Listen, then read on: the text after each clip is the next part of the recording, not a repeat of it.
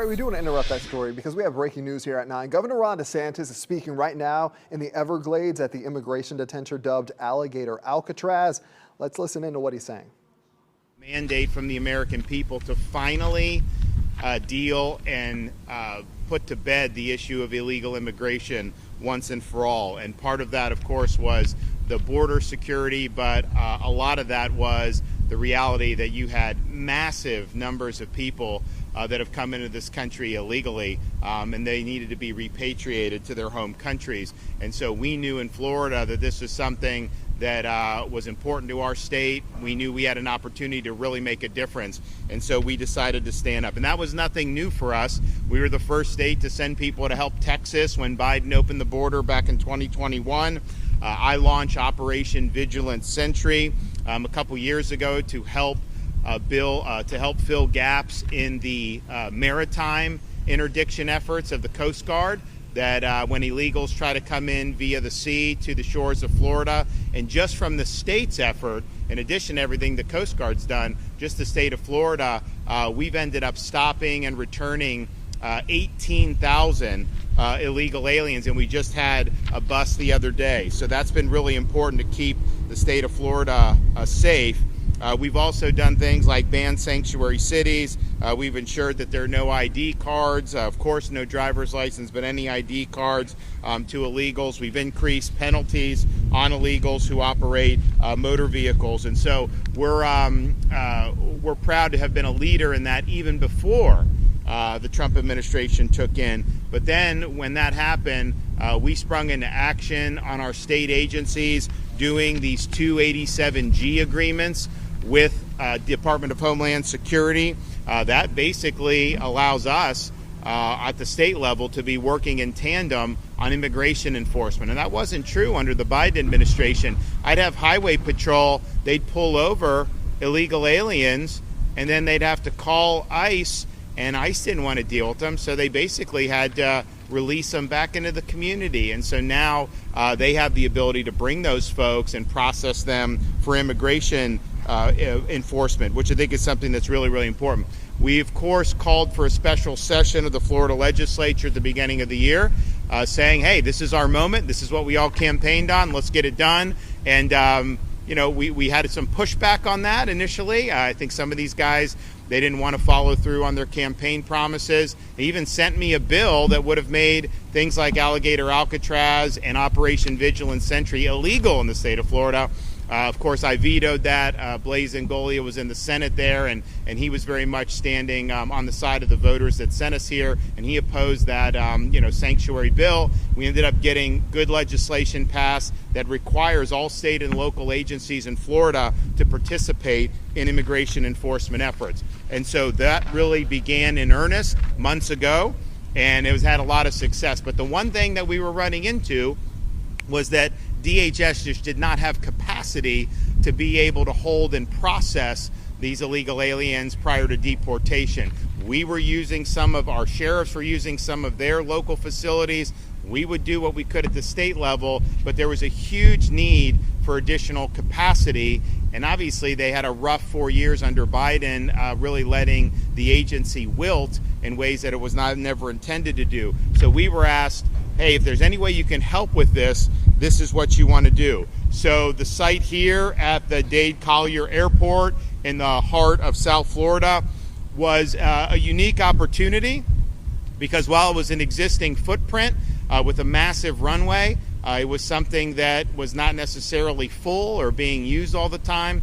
And so we were able to, under Kevin Guthrie's leadership, within record time, create a facility that could support intaking, processing, and eventually deporting these illegal aliens. And that's important to deport from Florida, but obviously from the United States as well. So we have capacity now for a couple thousand. We can expand that as demand is there.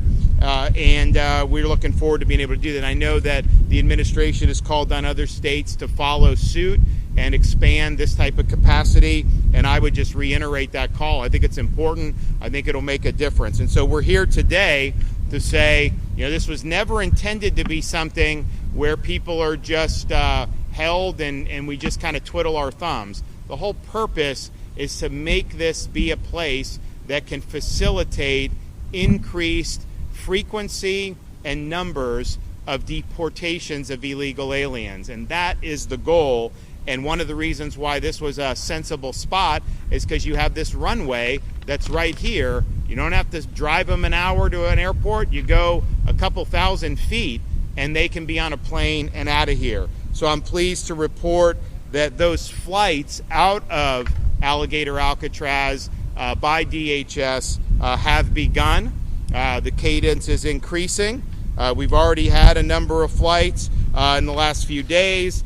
We've had hundreds of illegals have been removed from here, and the federal government has a process of how they eventually do, and they've done it different ways on some of these different flights. But the reality is this provides an ability to enhance the mission, to increase the number and frequency of deportations. And so what's been done here has really been remarkable. There's full ground-to-air communications from the airfield. There's air tracking radar capabilities on site, securing all access ports to the taxiway and runway on aircraft arrival. That happens. You got 5,000 gallons of jet fuel on site.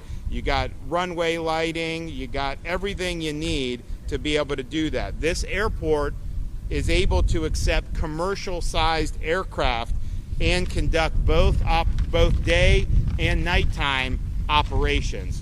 And so that's what it's all about, to be able to help process and remove folks that are legally in the state of Florida and in the United States of America. So we look forward to this cadence increasing. One of the things when the president came and visited that he approved was deputizing state officers, including National Guard judge advocates, to be immigration judges. And the vision is to just have them on site. You can move forward with the processing very quickly and increase the numbers. And the flow would be, there'd be a high turnover rate here because you'd be constantly doing that. We're working very closely with the Department of Justice. We have not yet had any approval for anybody to be able to come down here and do that, but we do anticipate that happening very soon. And when that happens, you're going to have an availability of a lot of folks to be able to be ripe, to be able to be removed and ultimately sent back to their home countries. I've also pointed out we've been supportive of the efforts that if somebody is earmarked to come here and they would choose to simply voluntarily deport. Now, they're not just going to take your word for it. They're going to take you, chaperone you, make sure that you're on that aircraft and that you're landed in your home country. But there is resources available to do that. And I think that makes sense from a taxpayer perspective because it's cheaper to do it that way. It's also more efficient. So anybody that wants to take up on the offer can do it. We've had some people take up on the offer, and it's not just limited to Alligator Alcatraz. That's something that in any of these instances with immigration enforcement, that's a way to short circuit and ultimately get where we're trying to go anyways. So that is something that's a live possibility. And I hope more and more people avail themselves of that opportunity. I want to bring up folks here. I know Kevin Guthrie has done a lot of yeoman's work, both in setting up this facility, making sure it's being run professionally, but also debunking a lot of the nonsense, that gets spewed out with some of the fake narratives that get put out. And he's done a really good job of doing that. Clearly, that you have something that's professional and that's meeting very high standards. So, Kevin, why don't you come ahead and let her rip. Thank you, Governor. Thank you for being All here right, so what you've been listening morning. to is Governor Ron DeSantis at Alligator Alcatraz, that immigrant detention center in the Everglades, seemingly just reinforcing the need for it in his eyes because, again, like he said, there's been a lot of criticism about how it's operated and how some detainees' lawyers are claiming they're not having access to attorneys. So it seems like right now this is just a need to come out and him to really explain why he says there is a need for this detention center. Notably, no word yet on the detention center that is proposed for Jacksonville, Florida at Camp Blanding. So we'll have to see that with what comes with those developments as well. But we'll bring the latest, of course, throughout the day. For now, we'll send you a break.